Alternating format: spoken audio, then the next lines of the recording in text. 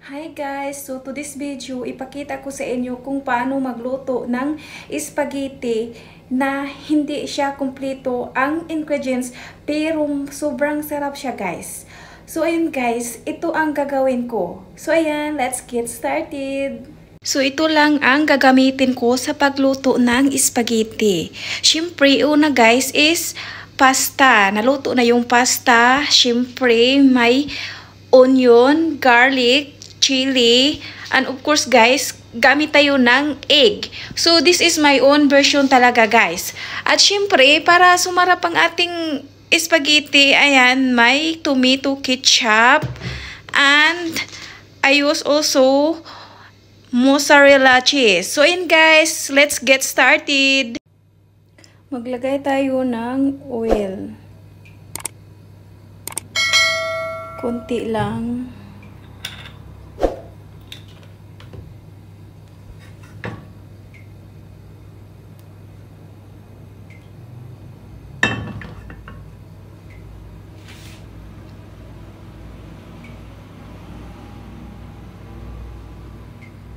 Pag uminit na ang mantika, tsaka natin nilagay yung onion, garlic, at tsaka chili.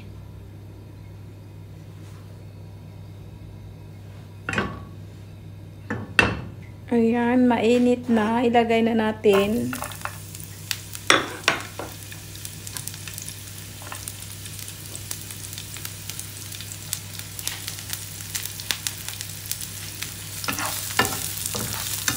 Igisa lang natin siya guys.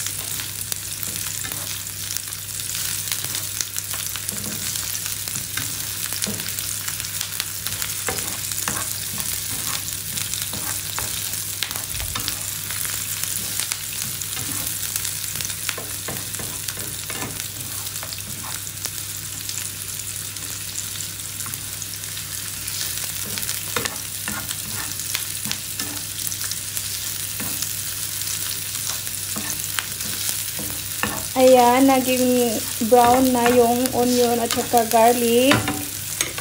At saka guys, yung egg pala guys, hiniwa-hiwa ko siya ng maliit. Ayan oh, tapos ilagay natin.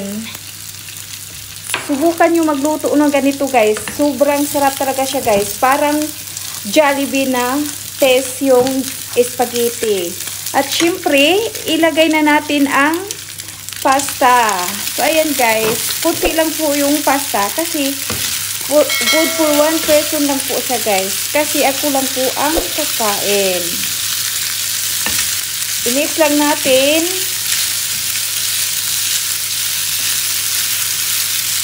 At syempre, dahil luto na yung pasta at saka itlog, maglagay na tayo ng ketchup.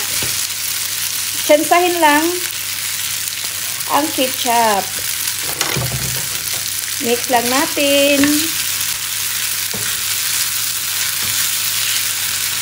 Kainaan natin ang apoy. I-tsansa natin guys kung tama na yung sauce niya. Mix lang.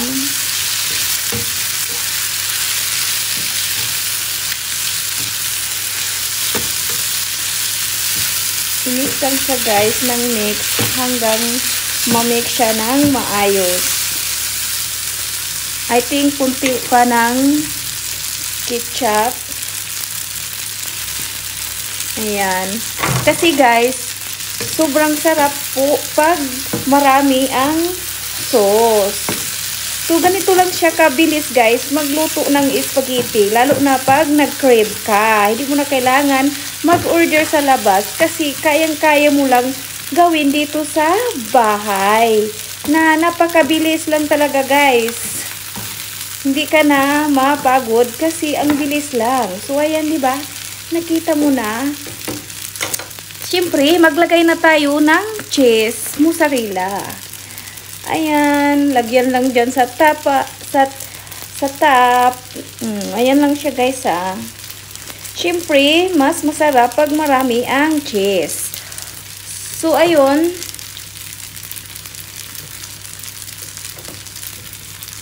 I-mix na natin.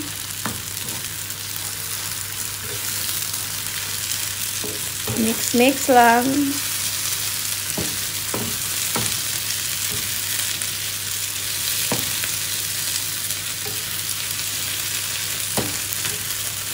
Ayan guys, na-mix na natin ng maayos. Tapos, patayin na natin ang apoy. Kasi tapos na.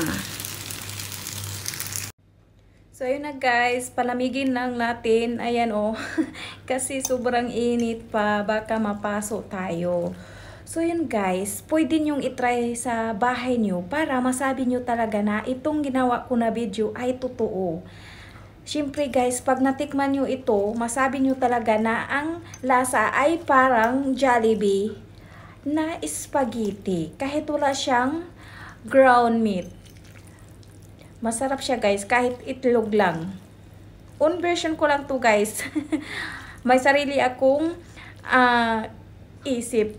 Kasi sobrang nag-crave ako ng spaghetti. Kaya, ito ang ginagawa ko. Actually guys, this is not my first time.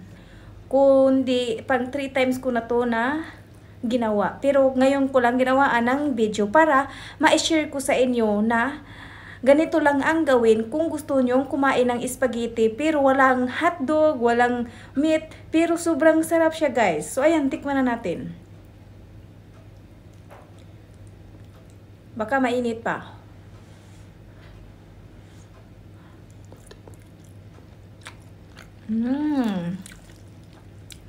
Swak na swak sa budget guys. Itlog, pasta, onion, garlic, chili. May spaghetti ka na.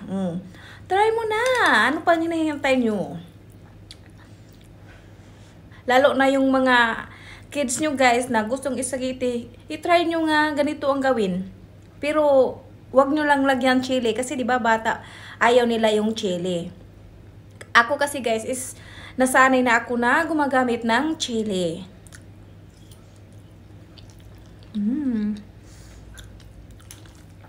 Sobrang sarap talaga siya guys.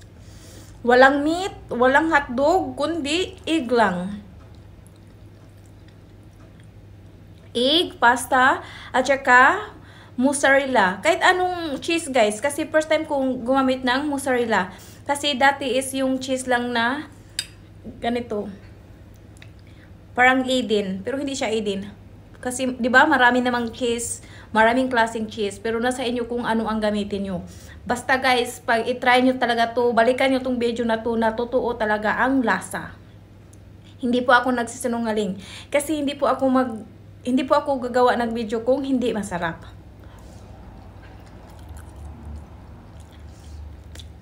Kaya i-try niyo na guys. At balikan niyo ang video ko. Sabihin nyo na totoo masarap talaga.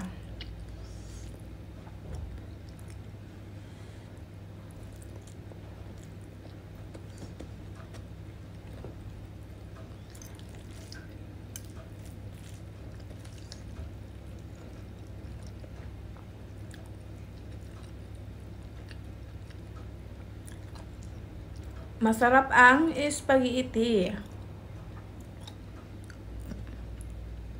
Basta guys, masarap siya guys. Kahit hindi siya complete ng ingredients.